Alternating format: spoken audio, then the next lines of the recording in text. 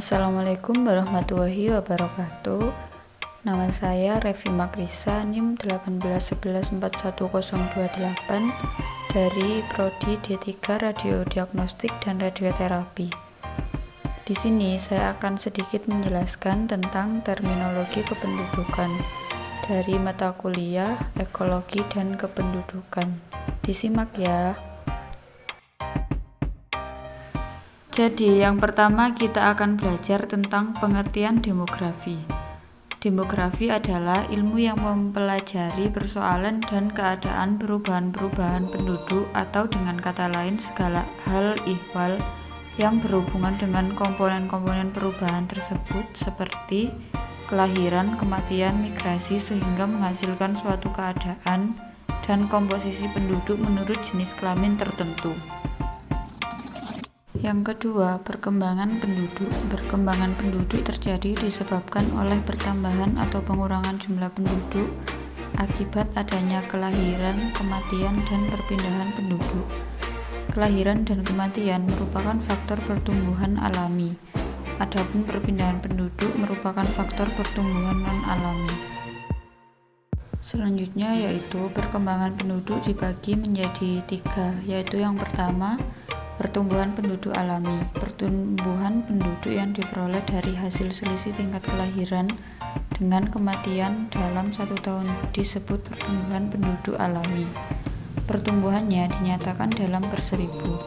Yang kedua, pertumbuhan penduduk non-alami.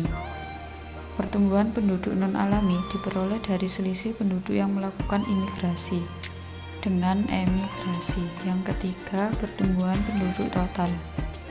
Pertumbuhan penduduk total adalah pertumbuhan penduduk yang dihitung dari selisih jumlah kelahiran dengan kematian ditambah dengan selisih dari pertumbuhan non-alami.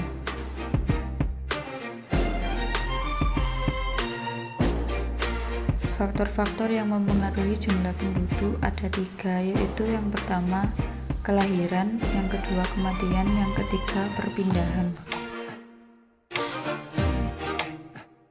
Selanjutnya yaitu sumber-sumber data demografis. Yang pertama, sensus penduduk, yang kedua, registrasi penduduk, yang ketiga, survei penduduk. Sumber lain seperti catatan-catatan atau dokumen-dokumen pada instansi-instansi pemerintah. Komposisi penduduk adalah penyusunan atau pengelompokan penduduk berdasarkan kriteria tertentu. Adapun kriteria yang digunakan antara lain kriteria usia dan jenis kelamin, angkatan kerja, dan rasio ketergantungan. Komposisi penduduk ada 3, yaitu yang pertama, komposisi penduduk menurut usia dan jenis kelamin. Yang terbagi atas piramida penduduk muda, piramida penduduk stasioner, piramida penduduk tua. Yang kedua, penduduk menurut angkatan kerja. Yang dimaksud angkatan kerja yakni mereka yang bekerja, mereka yang tidak bekerja tetapi sudah siap untuk bekerja atau sedang mencari pekerjaan. Yang ketiga, komposisi penduduk menurut rasio ketergantungan. Rasio ketergantungan merupakan perbandingan antara banyaknya penduduk yang tidak produktif dengan banyaknya penduduk usia produktif.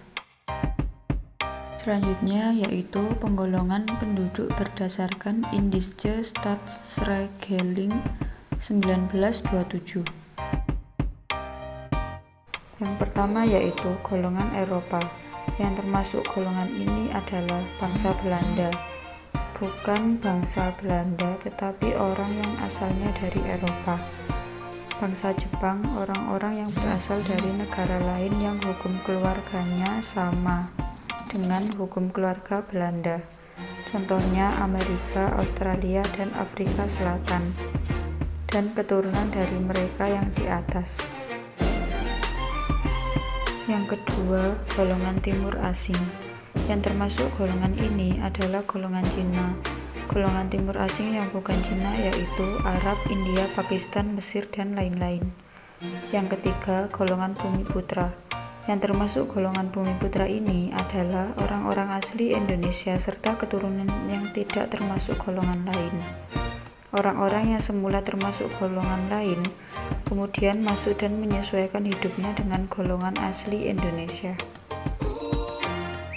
Sekian sedikit penjelasan dari saya tentang terminologi kependudukan.